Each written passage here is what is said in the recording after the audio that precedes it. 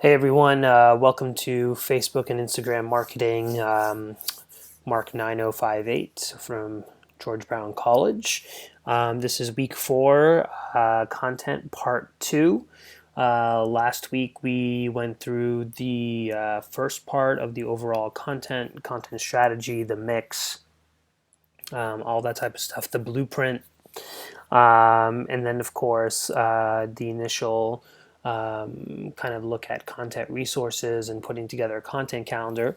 So this week we're going to do the continuation of that, and we're just going to get right on to it.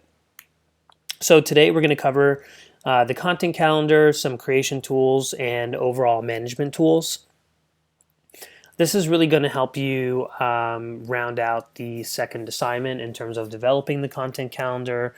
And a lot of it as well is going to be a lot of resources for you to be able to create content and leverage some tools that you can find online, some for free, some have trials, some you might have to purchase, but really approaching your content creation in creative ways, depending on your means and your resources. And then, of course, your overall management tools that will help you manage your social channel.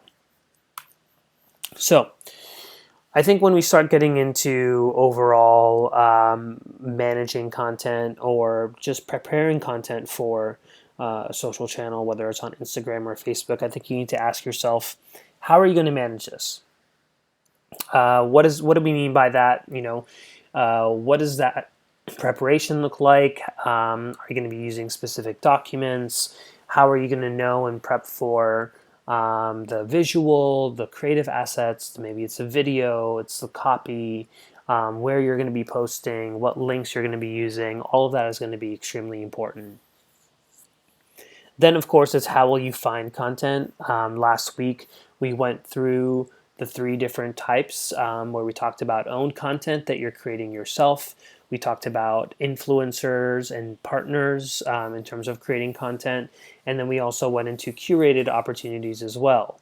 But how are you going to find that? How are you going to make it? How much time are you going to need? All of this requires planning. And then, of course, identifying when are you going to post to make the best impact or get the best impact and engagement off of your content. So we're going to move into the content calendar because this is what's going to help you really organize yourself and plan for content.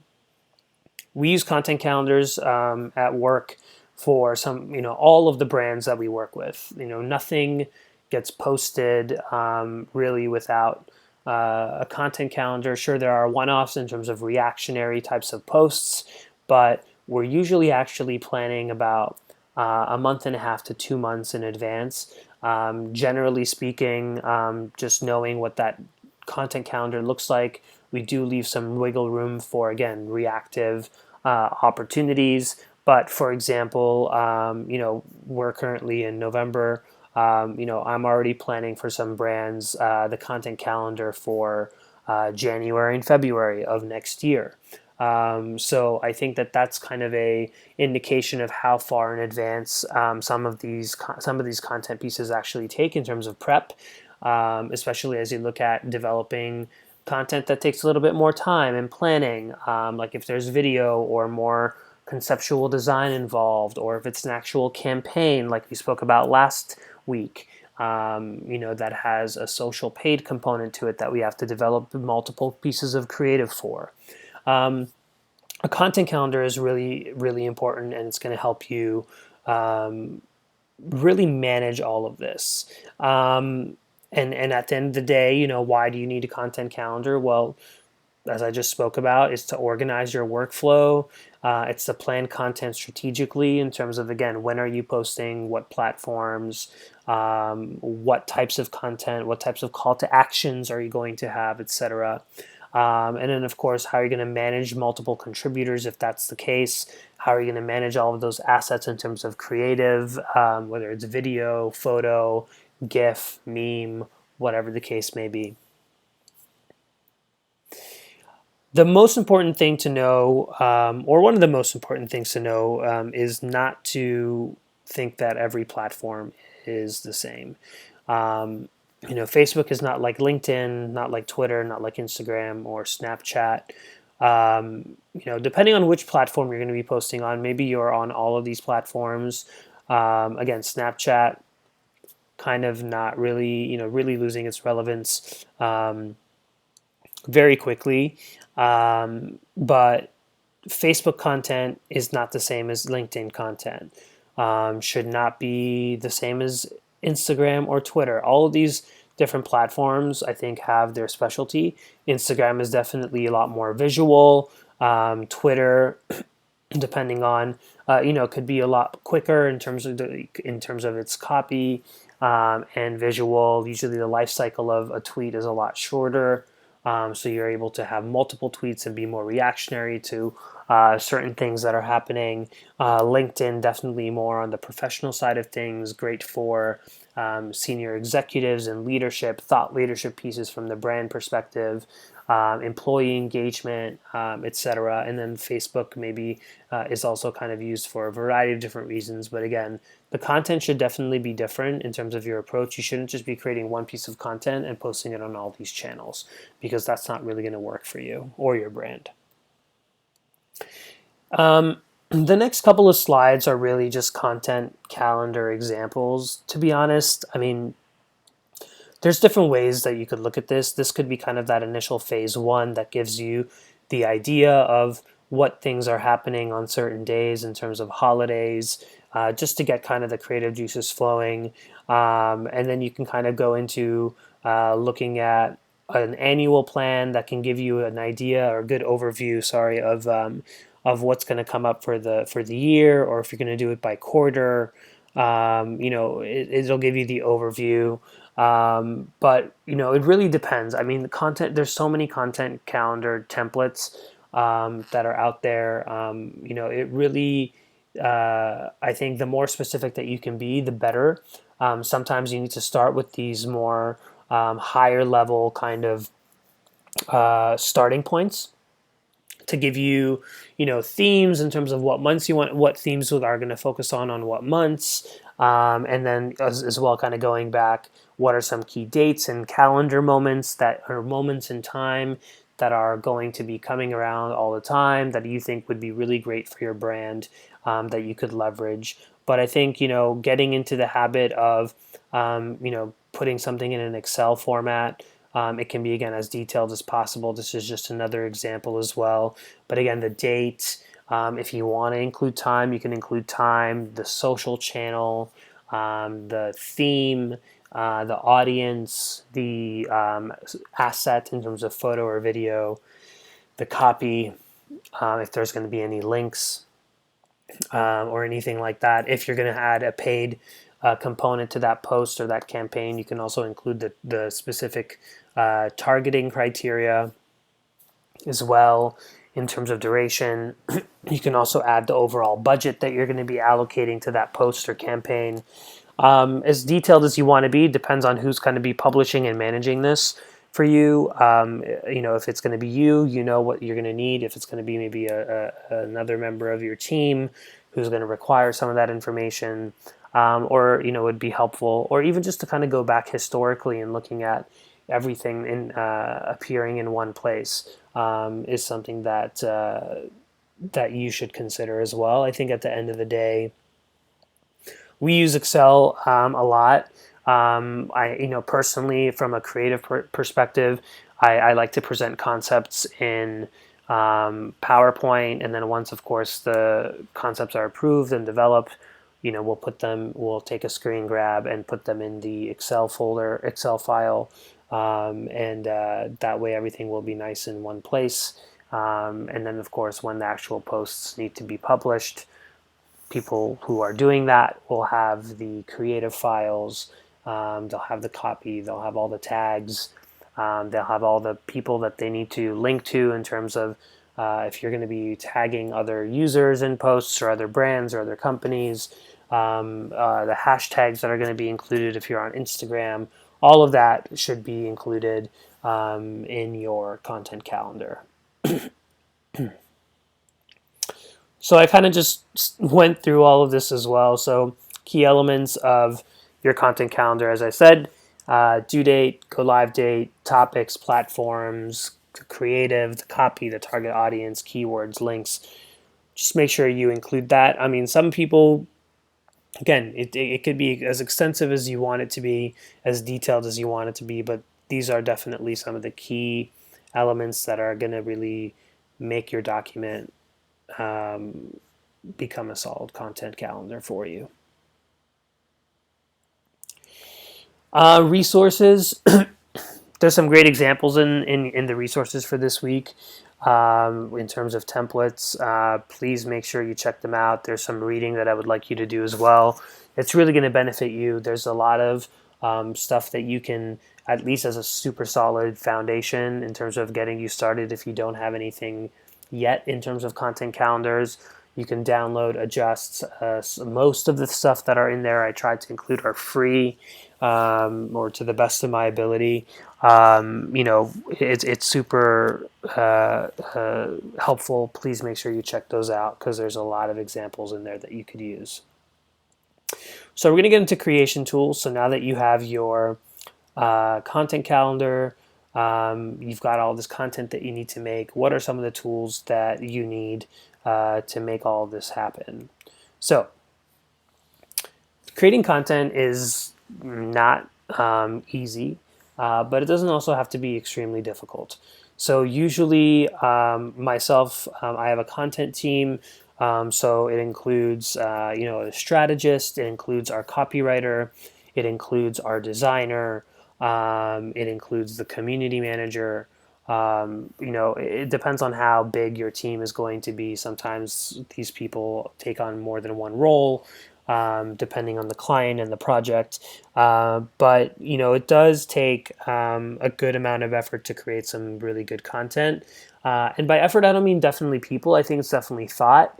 You can 100% get scrappy and create something that really resonates with your audience and gets them to click through to your website or really kind of respond to your call to action, or it just might go viral and get shared because it's just really cool. But not everybody has, and I understand and appreciate that not everybody has a good or not even good, just like a large team of folks that are able to create content on a daily basis. So what can we do to kind of help you with that? I think there's a couple of things that I think you need to consider when we're looking at content. Right now, the reason why I think that is important for you to understand how to create these pieces of content is because the content itself is definitely becoming more engaging and dynamic. So video is getting a lot of online attention. It's continuously rising in terms of being the one of the highest types of content that is being consumed. And again, here it says it's predicted to be 82% of online traffic by 2021, not that far away. Content with images gets more views and more shares. So if I wouldn't recommend at all anymore creating post only piece or copy only pieces of posts or content.